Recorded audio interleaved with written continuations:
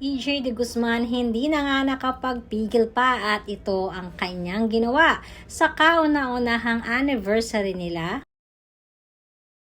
ng kanyang butihing asawang si Shaira. Madaming netizens na naman ang kinilig at napukaw ang atensyon dahil sa ginawang ito ni EJ De Guzman. Sa nasabing video nga ay makikita kung gaano pinaghandaan ni EJ ang kanilang first anniversary together as husband and wife. It's September 14 today, meaning 1 month na kaming kasal, 1 month na kami magkasawa. Kaya naman gusto ko i-celebrate yun. Every month pa rin namin sa-celebrate. Kumbaga monthsary, gaya ng dati.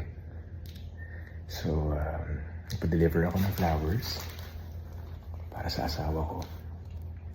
Actually, kagising ko lang din. So, gigisingin natin siya. I-surprise natin siya ng bulaklak. Nung mag-boyfriend-girlfriend pa kami, sinicelebrate talaga namin. So, gusto ko, kahit magkasawa kami, kahit magkasawa na kami, gawin ko pa rin yun. Kasi wala naman talaga magbabago. Siya pa rin yung taong minamahal at mamahalin ko. Tara, samahan niyo ako na i-surprise siya kasama nitong bouquet of flowers. Let's go!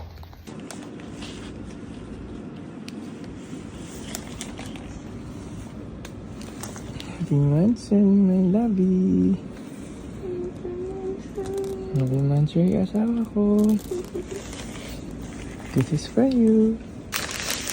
Yes.